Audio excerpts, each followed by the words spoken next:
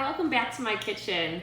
I'm Heather, and today I'm going to talk about how to make the perfect entertaining spread, like cheese boards, what sort of things you want to include on them.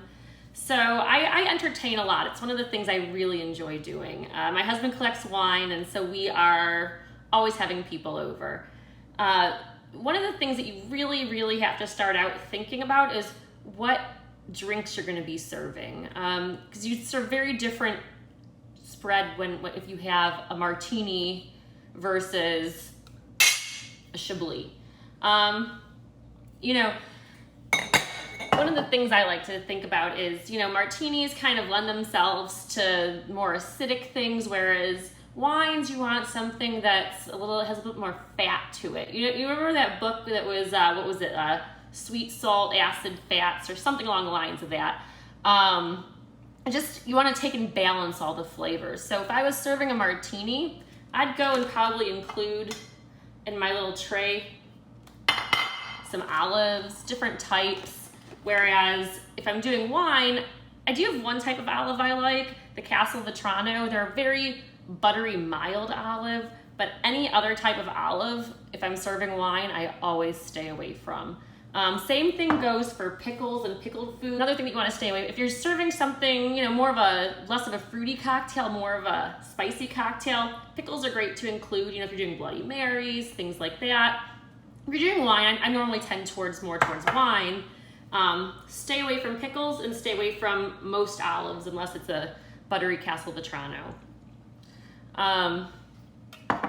Second thing to do is when you're choosing cheeses, you want to balance out kind of the types of cheeses you're serving, because not everybody likes every type of cheese, which is fair.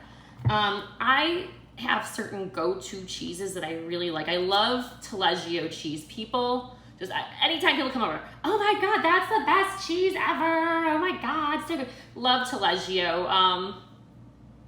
I always stick that on my plate. I have my nice cheese board out here. Another cheese, women love brie. I'm not the biggest brie fan, anyone will tell you. I'm really not a huge brie fan, but there's this new one I've discovered. Triple cream bries are okay though. There's this new one I discovered. It's a petite truffle brie. Holy cow. Also, I love truffles. Big spoiler, big warning. Love truffles. So there's this truffle brie that I like that I've been eating a lot of lately. And I love Gouda cheese. Oh my God, it's one of my favorite things. The other day I was really hungry. I just grabbed a block. I just started eating it. It was terrible. I'm so unhealthy. Anyway, one of my go-tos is Midnight Moon. I love Midnight Moon and Cypress Grove Creamery in general. They do a lot of great cheeses. They're all lamb cheeses. They're a creamery out of, I want to say, California, and most of what they do, all of what they do is lamb. Which is great. It gives it a little bit extra dimension over the cow cheese, especially if you're pairing it with a lot of different cow cheeses. It just gives it that extra different oomph. And what's nice about this Midnight Moon is it's a harder cheese. It's not hard. It's about the same texture, mouthfeel wise, as an aged cheddar, I would want to say. Although it doesn't have any sort of similar taste. I think it's a type of a Gouda. And it's a sweet though. It's very sweet, very nutty. It's really good. Whereas this is a little bit more buttery flavor, more savory. That one's a little bit sweeter. So I always put a Midnight Moon on mine. Always. I have probably 4 of these in the house at any given time. A brie. And some other things that I like to include and kind of mix in. You can see I just eat tons of random cheese all the time. Some of the things that I sometimes mix in, truffle Gouda, one of my favorite things. But if you have a Midnight Moon on here, you don't need it, and a truffle brie, you don't need the truffle Gouda. It just balance it out however you see fit. If you don't have the truffle brie, maybe you want to include it. Go over to one of these. Also, a thing that I love is Truffle Tremor from also Cypress Grove Creamery. They're an excellent creamery. All their cheese is fantastic. I always get compliments.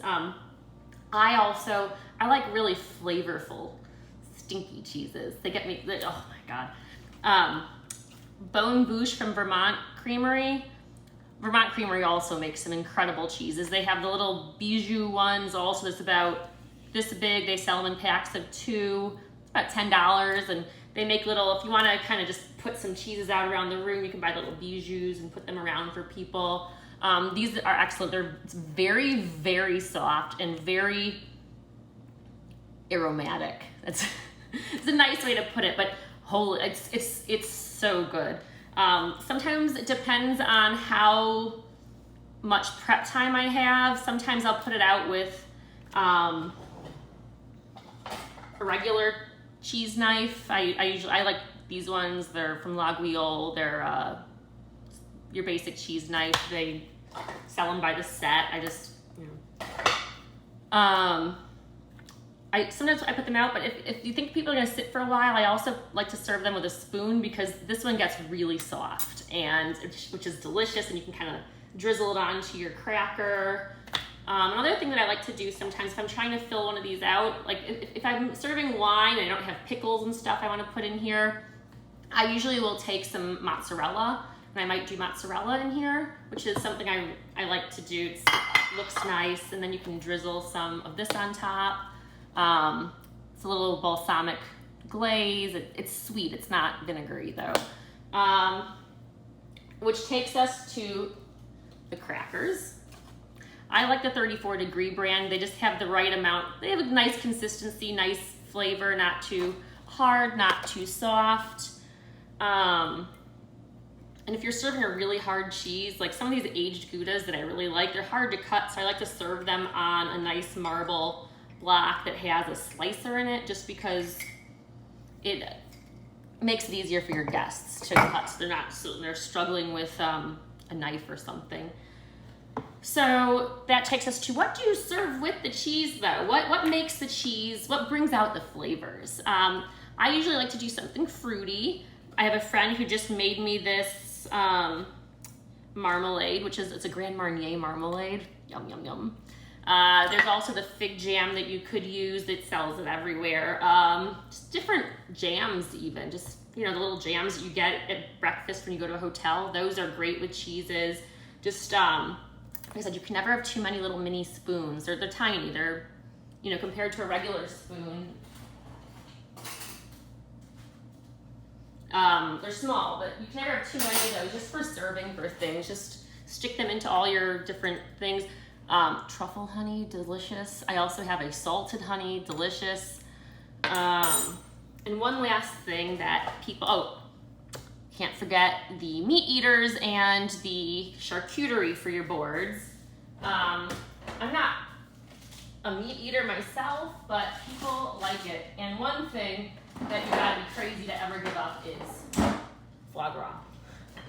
Even if you're not gonna eat animals, at least eat that. That's horrible, I guess, but anyway, it's delicious. So some of the things I like to include in my charcuterie is I like to do the San Daniel prosciutto, and you have to make it nice and pretty, kind of fold it over when you're doing it. San Daniel black, best. It has low fat, high flavor. It looks really beautiful on your plate too. And another thing I like, you can see I broke into this one yesterday, that's why it's in the Ziploc. You can just stick the cans into the Ziploc afterwards, is some foie gras. You can just put it there, serve it with your crackers, just stick it on the same plate as here. It comes right out. Leave it there for a second. And another thing I like to include usually is some fruit. It kind of balances out your plate. Apples are nice. I slice them really thin because I have some health conscious friends, and they will spread the cheese onto an apple instead of onto their crackers, which is great. Another thing you can include, which is easy, is berries. You just buy a little thing of berries at the market, rinse them, throw them onto your thing. Anyway, it came out so easily yesterday when I was picking out on it, as you can see. I will show you what it looks like finalized in a second.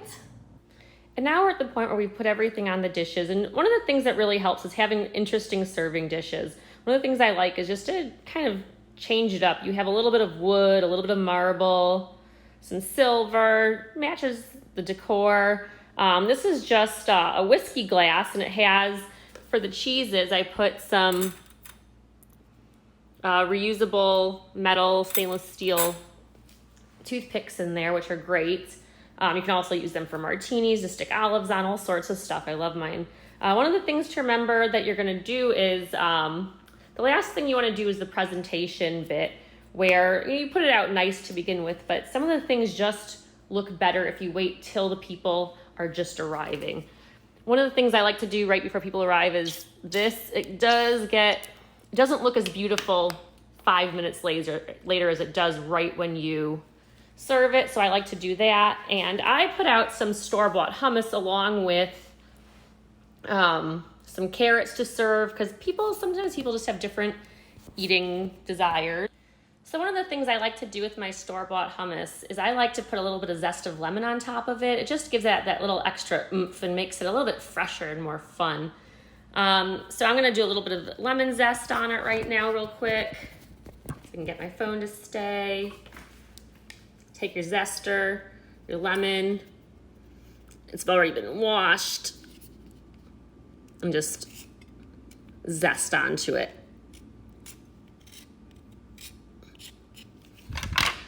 Give it a nice, sorry, I missed on my first few tries. Anyway, that looks a little bit nice and fresh. You can even squeeze a little lemon into it. Give that nice, fresh, lemony flavor. And we have, instead of doing the foie gras, I also had a foie gras terrine in my fridge, so I sliced that and did a nice little slice of that. Did the prosciutto, the San Daniel Black. And then last but not least, one of the things that you want to do that I didn't mention earlier is you always want to remove the wax from your cheese before you serve it, because it just makes it easier for your guests. So you just grab it, pull it, comes right off. That way you don't have to worry about it. And one of the things I like to do, like I said, it's a harder cheese like this happens to be. I put it on here. Start it for your guests though, because no one wants to be the first person to cut into something ever. So I always give it a little start. And when you're laying your table out, make sure you know where everything's kind of gonna fall. So you don't want this handle to be hitting anything else. So when your guests go to pull it, they don't break things. Guests always break things. And I always like to leave a little bit of space because my friends always bring a little treat. So I always leave room for the chocolates that they're going to inevitably bring. And I also put out some treats for myself. One of my friends loves the little Fortnum and Mason cookies, so I just try to stock up on those. Some chocolates over here. I have a friend who's gluten-free, so I always include some caramels. So one of the things I forgot to mention earlier was the knives. I use the Laguiole cheese sets usually. They're good, they're practical, they're not too expensive. With this knife, it's got a sharper blade, and you can use this end to kind of scoop your cheese up like that. This one is also fairly sharp, and it gives you a little bit of leverage. So if you're really, really hard cheeses, you can really go and slice it off. And something like this, your regular Taleggio's,